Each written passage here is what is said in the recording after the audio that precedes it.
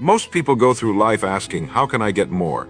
More money, more time, more recognition, more freedom. But few stop to ask the deeper question, what is the source of abundance, and how do I align with it? You see, abundance is not something you chase, it's something you unlock. It's not something outside of you waiting to be discovered, it's something within you waiting to be expressed. And the key that unlocks it is not a strategy, a secret, or a scheme, it's a principle, a divine principle. One that has governed the rise and fall of every fortune, every kingdom, every breakthrough, one that has remained unchanged for thousands of years, whether you believe in God or not. And when this principle is understood, not just intellectually, but deeply, emotionally, spiritually, something shifts. You stop living in reaction to the world and begin creating in harmony with it. You stop struggling to get and start choosing to give, and in that choice, in that simple but powerful reversal, the floodgates of abundance begin to open. The divine principle that unlocks abundance is this: we receive in direct proportion to what we give. Let that settle. Not what we wish for, not what we intend, what we give. Our rewards in life are always in exact proportion to our contribution. This is not a motivational slogan, it is a law, and like gravity, it is impartial. It does not care about your background, your education, or your current bank balance.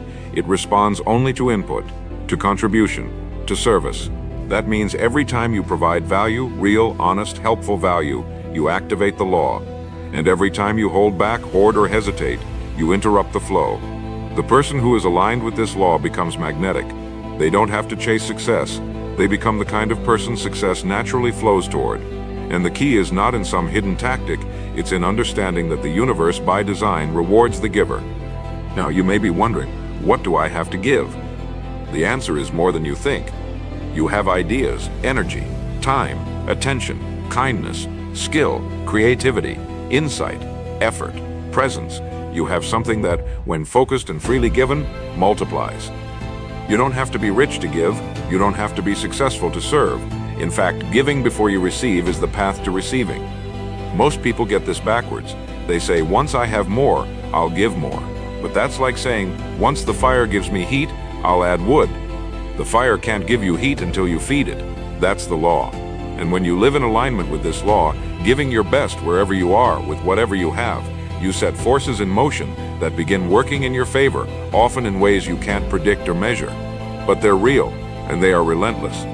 Take a moment to consider the people you admire, those who have built lives of success, meaning, and abundance. Without exception, they are givers, not necessarily of money, but of value. They solve problems. They inspire. They teach. They build. They sacrifice. They serve. And in doing so, they create a current of energy that lifts them above the noise of the world. Because the world is not short on takers. The world is short on those willing to give when it's inconvenient.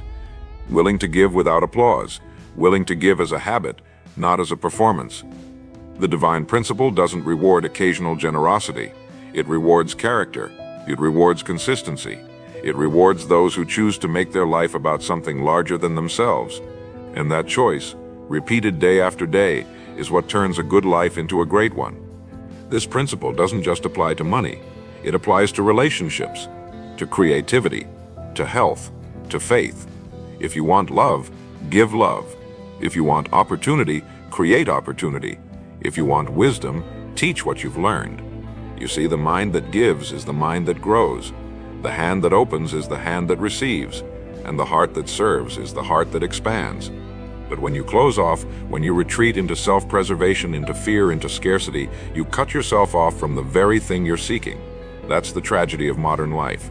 People are starving for connection, for freedom, for abundance, but they're afraid to give the one thing that would unlock it, and so they remain stuck. Not because they lack potential, but because they lack alignment with the law. Let me be clear, this principle is not about martyrdom. It's not about giving until you collapse. It's about living from a place of fullness, a place of clarity, a place of purpose. When you are aligned with who you are and what you're here to do, giving doesn't drain you, it energizes you. Contribution becomes a joy, not a burden, and you begin to notice something beautiful. The more you give, the more you grow. The more you grow, the more you can give. It becomes a cycle of expansion, a loop of abundance. And that's when life begins to feel rich, not just financially, but spiritually, emotionally, creatively. You're no longer chasing fulfillment. You're creating it. one act of contribution at a time. Now you may say, but what if I give and I don't receive anything back? And that's a fair question, but it's the wrong one. The right question is, am I giving from a place of expectancy or from a place of faith? The principle works, but not on your schedule. Sometimes the reward comes later. Sometimes it comes in a form you didn't expect. But it always comes, because the law cannot be broken. If you plant seeds in good soil and tend to them, they must produce a harvest. That's not speculation. That's cause and effect. So keep planting, keep giving, keep serving. Not because it's easy, but because it's right, and because eventually, inevitably, the harvest will come. And when it does, it won't just bless you, it will bless everyone around you. That's the mark of true abundance. It overflows. So I'll leave you with this. If you want to change your life, stop asking what you can get. Start asking what you can give. Wake up tomorrow with one question on your heart. Where can I contribute today? Then do it. Quietly, consistently, intentionally, and watch how the world begins to respond. Because the divine principle that unlocks abundance is not hidden. It's not complicated. It's not reserved for the elite. It is simple, eternal, and available to anyone willing to live by it. We receive in direct proportion to what we give. That is the law. That is the invitation. That is the key. There is a moment in every person's life when they must choose how they will see the world, from the lens of scarcity or from the lens of abundance. Scarcity says there's not enough, I must protect, I must compete, I must hold back. Abundance says there's more than enough, I can create, I can serve, I can give. This mental lens determines everything. It colors your thoughts, shapes your choices, and ultimately defines your results. Most people were raised to think in scarcity.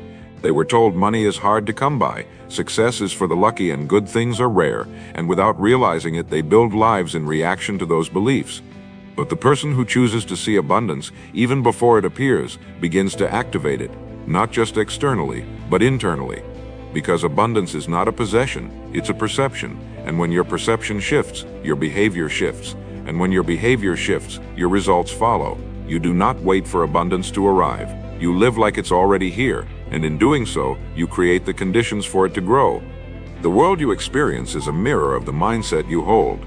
If you believe you are surrounded by opportunity, you will begin to see it hidden in conversations, wrapped in problems, waiting in moments others overlook. If you believe the best days are ahead, you will act with energy, hope, and vision. But if you believe you are stuck, small, limited, you will shrink to match those expectations. This is not just positive thinking, this is programming. Every thought you allow into your mind is a signal to your nervous system.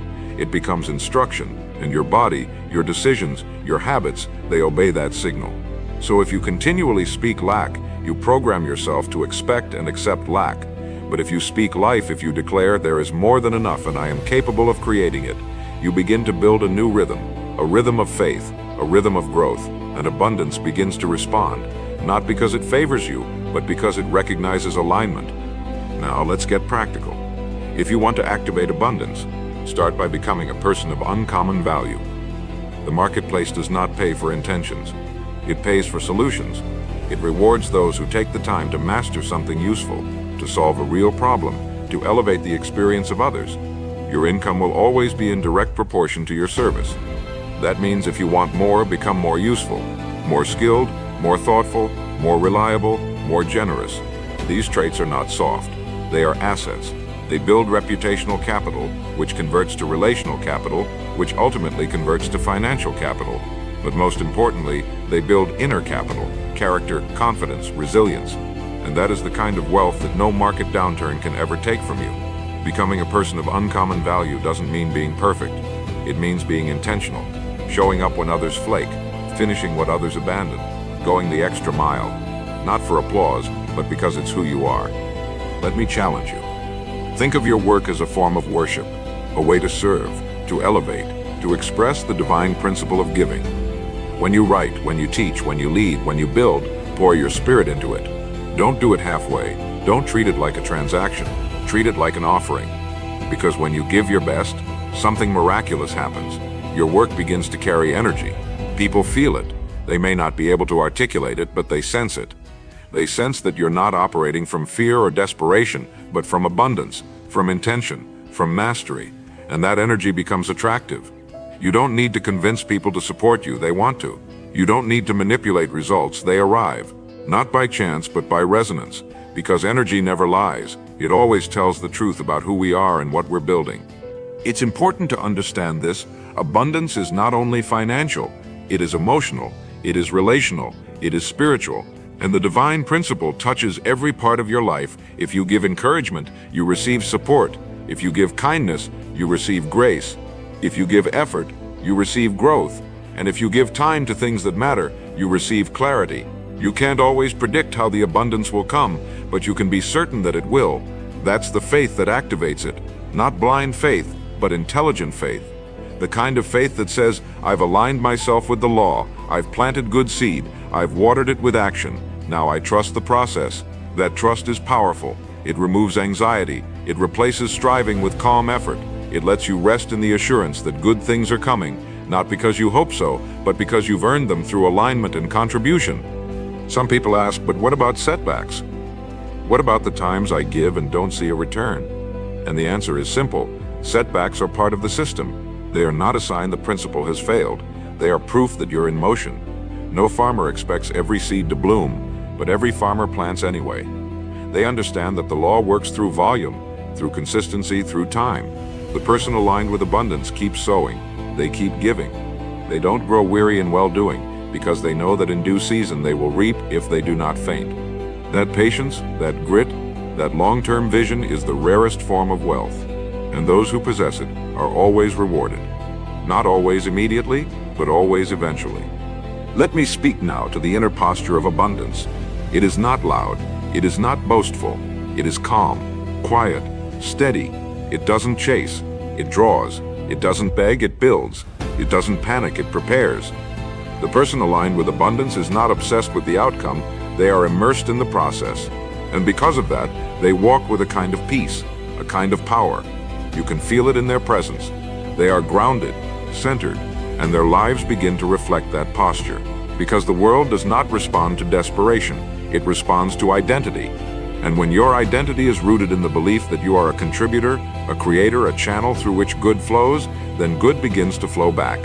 Not because you forced it, but because you became the kind of person who receives it. So if you want to activate this divine principle, begin today. Give what you can where you are with what you have. Don't wait for ideal conditions. Don't wait for applause. Give your time, your focus, your wisdom, your effort, your presence. Give without keeping score, without demanding reward.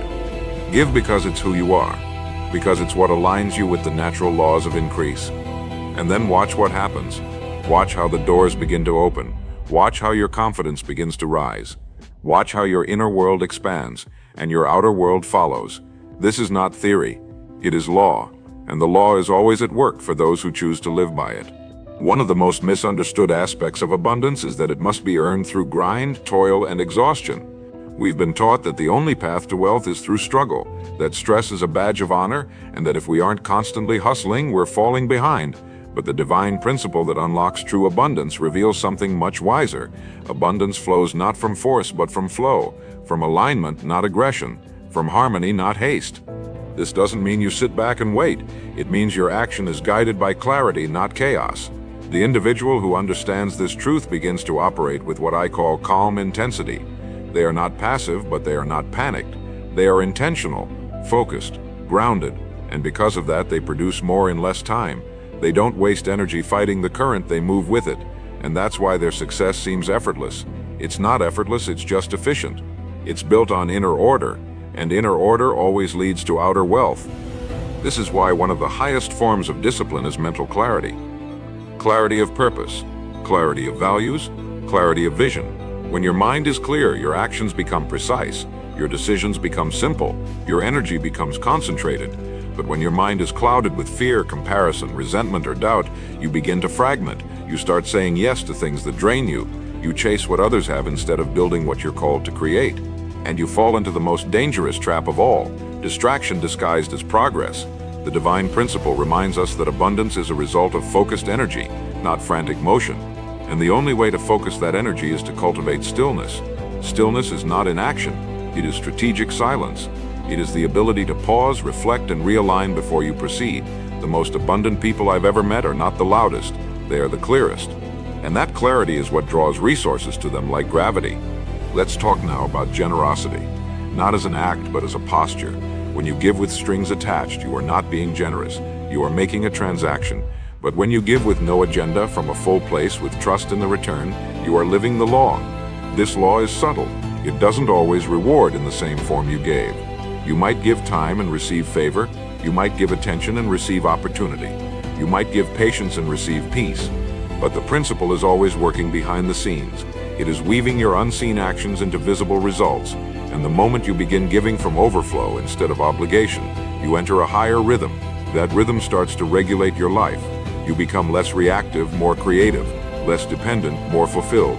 Because your giving no longer comes from fear, it comes from faith, from a deep knowing that you are connected to something bigger than yourself and that what flows out will return multiplied. I want to give you a practical frame for this. Imagine your life as a channel, not a container. A container holds, a channel flows. When you live like a container, you hold tightly to what you have, afraid to lose it. You operate from fear, from scarcity, from limitation. But when you become a channel, you allow value to flow through you. You let ideas, wisdom, kindness, and wealth pass through your hands to serve others. And in return, more flows to you. Why? Because nature abhors stagnation. Stagnation leads to decay. But flow? Flow leads to expansion. If a river is blocked, it becomes a swamp. But when it moves freely, it brings life to everything around it. Your life is no different. The more you flow, the more life you create for yourself and for everyone around you. It's worth asking, where are you blocked? Where have you closed yourself off from flow? Is it in your time, your trust, your finances, your self-expression? Abundance cannot move through what you're unwilling to open. The divine principle requires access. If your gifts are buried, your voice silenced, your ideas withheld, you've shut the gate, and life respects gates. It will not force its way in. It waits to be invited. And the invitation begins when you choose to show up, fully, consistently, courageously, not perfectly, but fully. This doesn't mean giving everything to everyone. It means giving intentionally, giving where it matters, giving where it grows, because when you give where your heart is called, you awaken your purpose, and purpose is the ultimate abundance trigger. When you live in purpose, you don't chase fulfillment. It finds you, because fulfillment is the byproduct of giving what only you can give. Let me speak now about receptivity. Most people block their own blessings, not because they don't work hard, but because they don't feel worthy to receive. They reject compliments. They downplay their gifts. They deflect opportunities. They carry guilt around money, success, and visibility. And so they sabotage abundance at the door. But the divine principle includes receiving. Receiving is not greed. Receiving is humility. It's saying, I am open to be blessed so that I can bless. If you only give and never receive, you create imbalance. You burn out. You shrink. And the law cannot sustain imbalance. It will correct you through fatigue, through frustration, through scarcity. But when you allow yourself to receive with gratitude, with honor, with integrity, you complete the cycle. You keep the flow alive. You allow abundance to do what it's designed to do. Move, multiply, and bless. This is why your self-image matters. You cannot receive what you do not believe you're worthy of. If you see yourself as small, broke, behind, you will unconsciously reject anything that contradicts that image. But when you upgrade your self-image to match the life you want, you begin to attract it naturally, not through force, but through frequency. You no longer feel like a fraud when good things come. You feel aligned because you've done the inner work. You've prepared, you've clarified, you've served, and now receiving is not a surprise. It is the logical next step. So I ask you, what image of yourself are you reinforcing every day? What story are you repeating?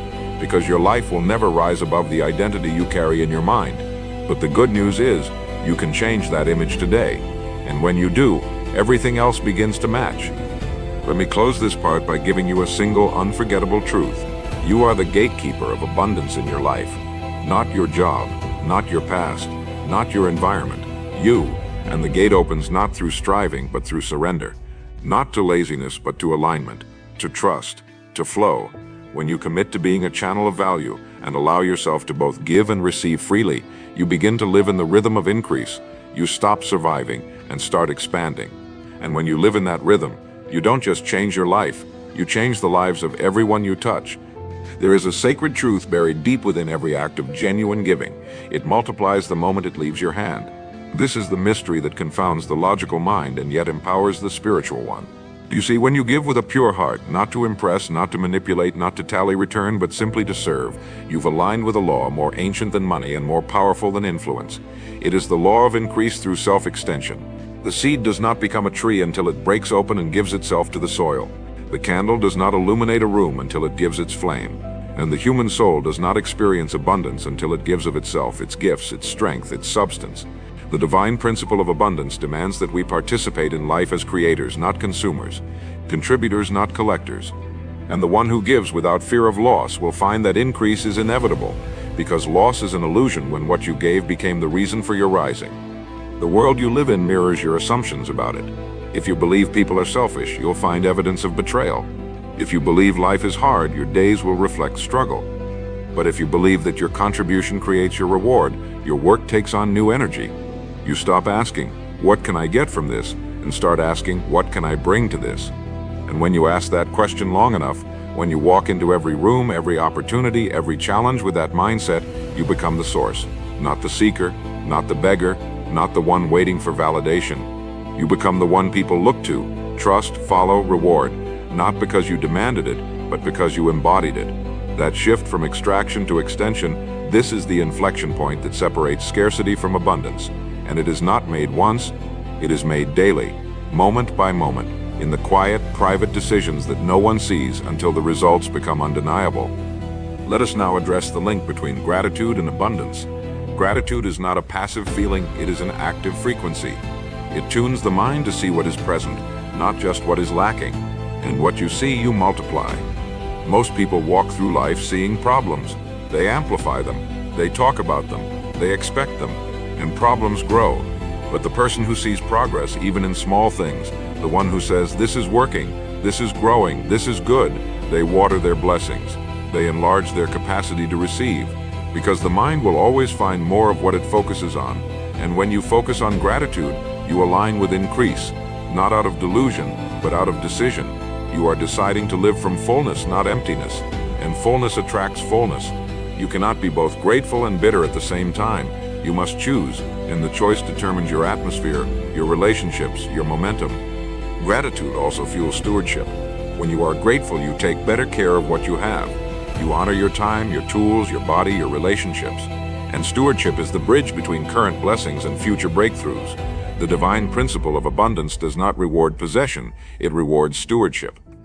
There are people with more talent than you who will go nowhere because they neglect what they've been given.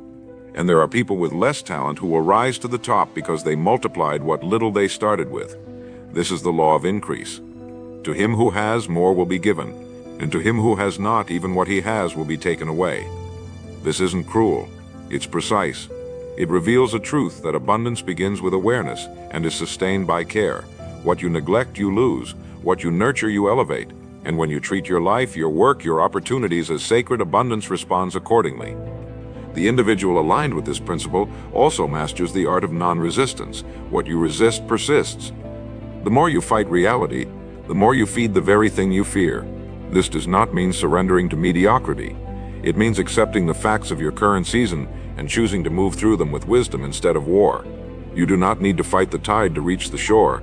You need to understand the current and swim with it. That understanding of timing, of seasons, of cycles, is what makes your action elegant, effective, magnetic. Those who are desperate for control repel the very abundance they're chasing. But those who move with trust, who say, this is the season I'm in and I will give my best in it, those are the ones who rise with peace. And peace, when combined with focus, becomes a superpower in a world addicted to noise. Now let's consider the role of expectation. Expectation is not arrogance, it is alignment. The one who expects increase is not entitled but engaged. They are watching, they are preparing, they are tuned into opportunity, because they believe that good is on the way, not because they deserve it, but because they've participated in its creation. If you plant with diligence, you have every right to expect a harvest. If you give with purity, you have every reason to expect a return. This is not wishful thinking, it is agreement with the law, and your level of expectation will always reveal the size of your internal permission. If you secretly believe you are unworthy, you will unconsciously sabotage the very things you ask for. But when you lift your expectations, you lift your standards, and when your standards rise, your results follow. This is why you must speak abundance over your life. Your words are not just descriptions, they are directions. They tell your mind what to look for. They instruct your body how to feel. They inform the world how to respond. When you speak lack, you live lack. When you speak increase, you begin to see it. This is not magic. It's neurological and spiritual law. Your brain filters reality through your language. Your spirit aligns with the story you repeat. So stop saying, I can't afford that.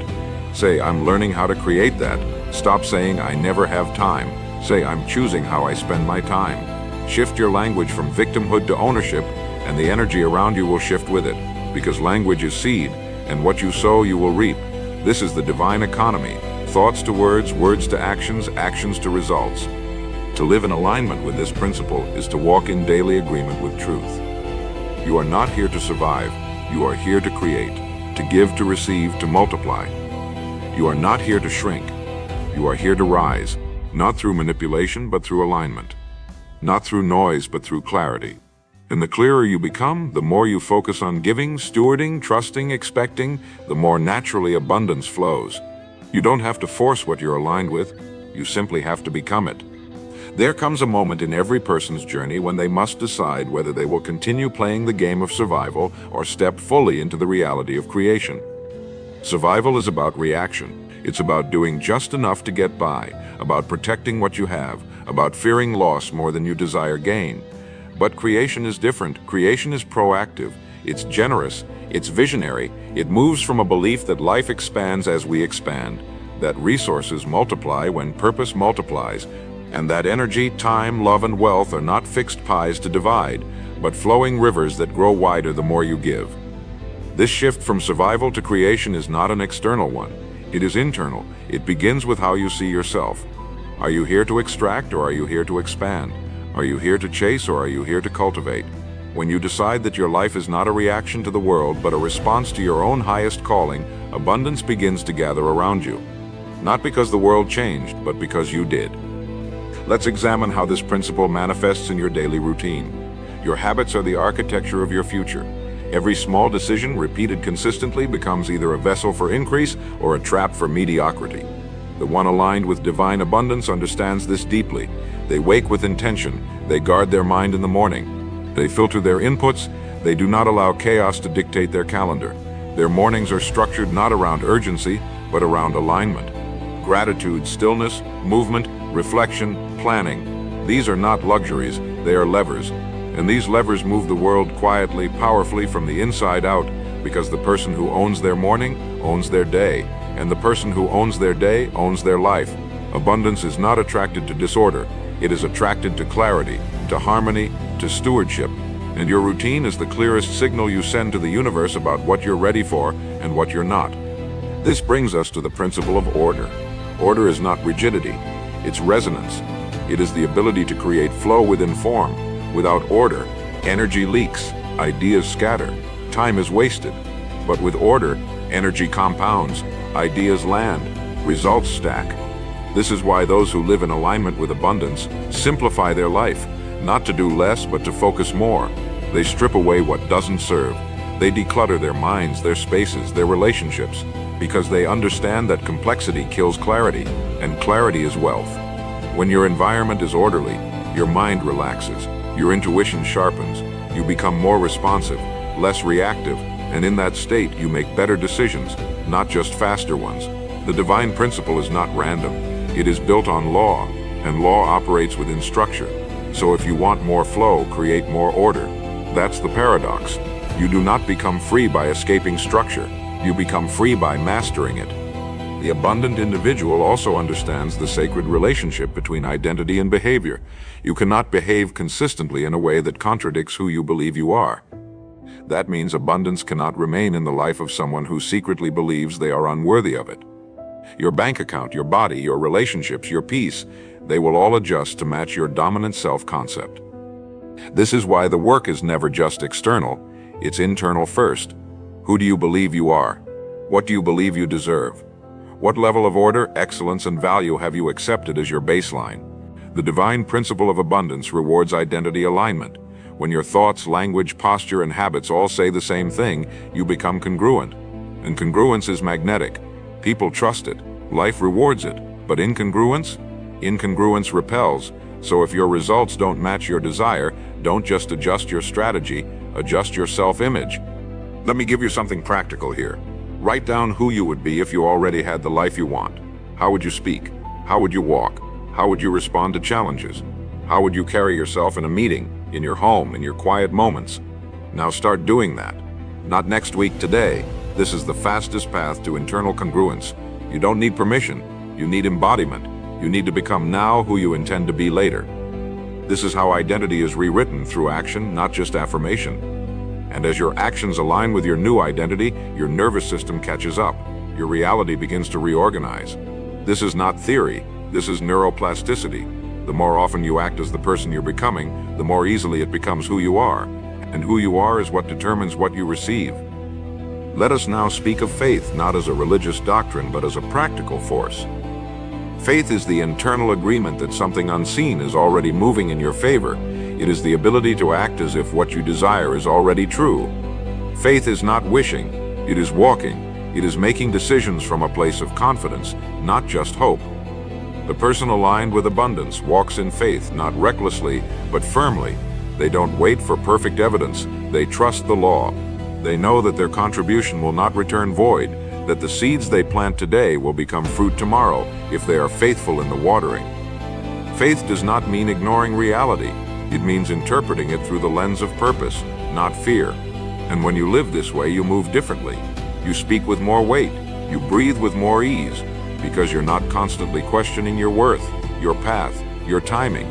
You've decided, and decision is the beginning of all dominion. The divine principle also reveals a profound truth, that money is not the master, it is the servant. It was never meant to rule over you, it was meant to respond to you. Money is energy. It moves toward value, structure, and purpose. When you give it clear instructions through goals, budgets, investments, it obeys. When you leave it directionless, it drifts. When you worship it, it hides. But when you respect it, use it wisely, and detach your identity from it, it grows. The person aligned with abundance is not obsessed with money. They are obsessed with creating value. And as they create value, money follows. Not because they chase it, but because they lead it. This is why some of the wealthiest individuals are also the calmest about money. They understand that it is a tool, not a trophy. It reflects their impact, not their identity. And because of that, they steward it well. Finally, understand this. The life you want is not waiting for more effort, it is waiting for more alignment. It's not asking you to push harder, it's asking you to live deeper, to move with principle, to give from overflow, to receive without guilt, to organize your mind, your space, and your identity around truth. This is the path, not the easy path, but the empowered one.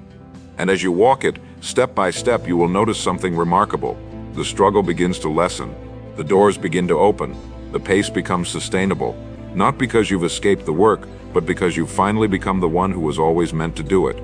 There comes a time when you must decide whether abundance is just a nice idea you entertain or a reality you fully embody. Because the principle won't work until you do. You cannot stand at the edge of your potential and dip a toe in the water. You must step in, fully, with both feet and both hands, with all of your faith and all of your fire. Abundance does not respond to indecision. It doesn't pour itself into the lives of the hesitant, the half-committed, or the easily distracted. It responds to devotion, to consistency, to clarity. The individual who experiences true sustained abundance is not the one who tries 100 things once. It's the one who does one thing 100 times with excellence, with presence, with heart. That level of focus is rare in a world addicted to novelty, but it is that very rarity that attracts extraordinary results. When you become deeply rooted in your purpose, everything around you begins to organize itself in your favor, not because you're lucky, but because your life now broadcasts a signal of certainty, and certainty is magnetic. Let's take this further. Abundance does not mean you will never face challenges. It means you will face them differently. The abundant individual sees challenges as refinement, not rejection. When something doesn't work, they don't collapse. They recalibrate. They ask better questions. They don't ask, why is this happening to me? They ask, what is this teaching me? What skill must I develop? What part of my process needs strengthening? Because they understand that obstacles are not proof of failure, they are confirmations of progress. They are the stretching required for greater capacity. Every time you rise through resistance, your capacity expands. You become capable of holding more, managing more, receiving more, and abundance flows to the one who can hold it without breaking. The reason so many never experience true wealth is because they are building without first expanding their internal foundation. They want more, but they haven't yet become more. And so when success comes, it slips through their fingers. But the one who grows as they go, who deepens before they scale, they are the ones who not only attract abundance, but sustain it. The divine principle also demands one uncomfortable truth. You cannot build an abundant life while being bound by resentment. Bitterness is a toxin to the soul. It clogs the channel through which blessings flow. You cannot receive freely while holding anger in your heart. Forgiveness is not a gift you give others. It's a gift you give yourself to release yourself from the prison of past pain. The abundant individual does not deny their wounds, but they refuse to be defined by them. They bless, and they move forward, not because it's easy, but because they value their future more than their frustration. And in releasing the weight of resentment, they make space for peace, for vision, for energy, for divine appointments that only reveal themselves to the clean-hearted. This is not just emotional advice, it is strategic.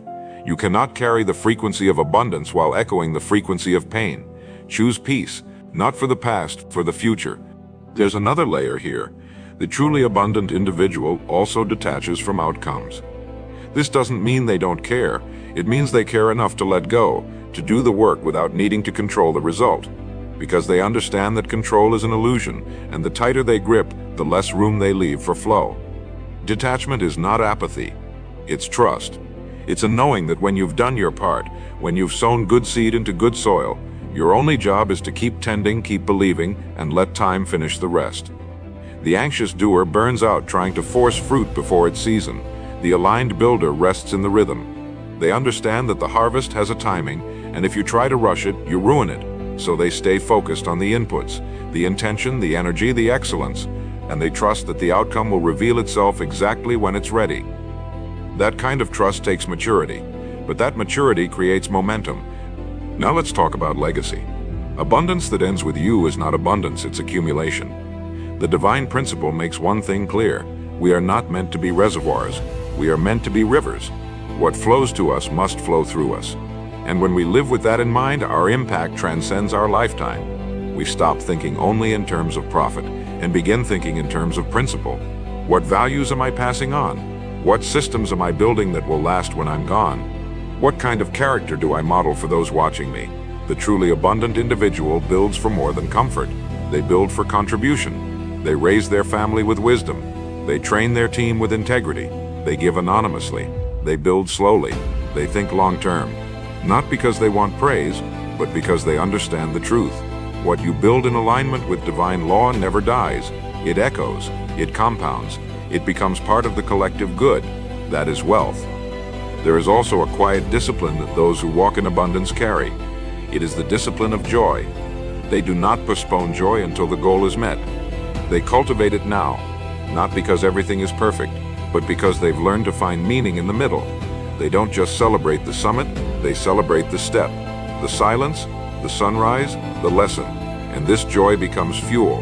It keeps the process sustainable, because joy is not weakness, it's strength. It's the ability to remain grateful in uncertainty, steady in progress, and present in motion. If your journey is only fueled by pressure, you will burn out. But if it is also fueled by joy, by a sense of meaning, of gratitude, of divine partnership, then you will not only go far, but you will enjoy the road there. That joy is what makes you radiant. It's what gives you presence, and that presence is often the greatest gift you give to others. Take a moment now and realize how far you've already come, how much you've survived, how many battles you've faced and lessons you've learned. You are not starting from scratch. You are starting from experience, and that experience has value. It has wisdom. It has weight. You don't need to become someone else to unlock abundance. You need to become more of who you already are, refined, aligned, focused. You already have the seeds. Now it's time to tend the soil. And as you do, something sacred begins to happen. Life bends to meet you, not immediately, but inevitably, because you are no longer in resistance, you are in resonance. You are no longer pushing, you are partnering with truth, with law, with the very nature of increase. So if you've been waiting for a sign that you're ready, this is it. If you've been wondering whether you're worthy, Let this be the reminder that you've always been. You are not behind. You are not lacking. You are not broken. You are being invited. Invited to rise, to align, to become. And when you say yes to that invitation, not with words but with action, then everything you've been reaching for starts to move toward you. Because the law is faithful, the principle is proven, and your time is now. There is a sacred moment in the life of every person who lives by the divine principle, a moment when they look around and realize, this is no longer effort, this is embodiment. What used to feel like discipline now feels like rhythm. What once required reminders now flows through routine. The fear that once whispered, will this ever work, is replaced by a calm assurance, it already is, and that's when you know you've crossed the threshold. Not because your external world is perfect, but because your internal world is unshakable. You are no longer trying to attract abundance. You've become abundant. You think like it, speak like it, move like it, and because of that, the world around you adjusts, not by accident, by law. This is the quiet reward for those who've done the invisible work, who've aligned their identity with value, their habits with vision, and their decisions with principle. At this level, abundance is no longer a pursuit, it's a reflection. But let's be clear, this isn't where the work ends, it's where the responsibility deepens. Because now that you have the rhythm, the question becomes, how will you use it? Who will benefit from your overflow? Because real wealth is not what you hold, it's what you're able to release. The divine principle doesn't just reward the accumulator, it elevates the circulator. Those who circulate wisdom, opportunity, resources, energy, those who refuse to dam the river but instead become the channel through which it flows. This doesn't mean depleting yourself, it means distributing from your surplus. You don't give what you can't afford, you give what you've built, you give from strength. And the more you give, the more space you create for greater levels of abundance to enter. That's the paradox. The most generous people always seem to have the most to give, because they've understood that hoarding creates scarcity, but flow invites increase. This is where you begin to live with what I call spiritual efficiency. Everything matters now. Not with pressure, but with purpose. The way you walk into a room, the energy you bring to a meeting, the presence you give to a conversation, it's all part of your contribution. You don't waste words anymore. You don't tolerate drama. You don't chase approval. You live tuned in, focused, clear, and this clarity sharpens your impact. You're not spread thin, you're concentrated because you've stopped trying to be everything and started mastering who you actually are. And in that mastery, you discover something radical. Your life becomes simpler, not because it's smaller, but because it's sharper, more distilled, more directed, and simplicity, when guided by principle, becomes a force. It cuts through noise, it attracts without trying, it multiplies without confusion. You also begin to notice that abundance brings with it new types of tests. Not just the test of perseverance, but the test of stewardship. Can you handle more without becoming less? Can you grow without outgrowing your values? Can you succeed without losing the stillness that got you there? These are the silent thresholds many never see coming, because they confuse growth with greatness. But true greatness isn't measured by what you accumulate. It's measured by how much peace you can hold at the top. Can you still wake up with wonder? Can you still listen more than you speak? Can you still serve without needing credit? These are the hallmarks of someone who didn't just touch abundance but became trustworthy with it. And trustworthiness is what allows abundance to remain. Let's now speak of one final layer, your influence. Whether you realize it or not, you are shaping the lives of others through the way you live, through what you tolerate, through how you speak, through what you celebrate. The divine principle doesn't just reward your inner world, it multiplies your outer ripple. That means your children, your community, your team, your audience, they're all being shaped by the energy you carry. You're either reinforcing a scarcity model or demonstrating an abundance one. And that responsibility, when seen clearly, becomes fuel. It reminds you that this isn't just about your success, it's about your legacy. Not just what you leave behind, but what you awaken in others while you're still here. The greatest wealth you can ever generate is the belief you help ignite in another human being, because belief outlives money, it outlasts applause, and it creates more than any currency ever could. At this level, abundance also becomes more subtle. It's not just about financial growth, it's about spiritual overflow. You begin to measure your wealth by the peace in your mind, the depth of your sleep, the truth in your words, the softness in your presence. You find yourself less interested in proving and more interested in becoming, less drawn to noise, more pulled toward silence. This is not regression, it's refinement.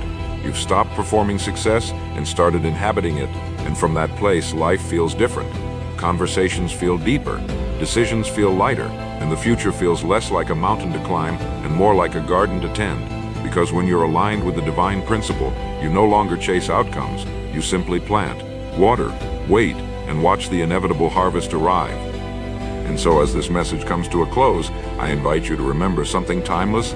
Abundance is not reserved, it is revealed to those who choose alignment over approval, service over self-preservation, stewardship over status. This path is not for the many, but it is open to anyone. Anyone willing to live not just for gain but for growth, not just for success but for significance.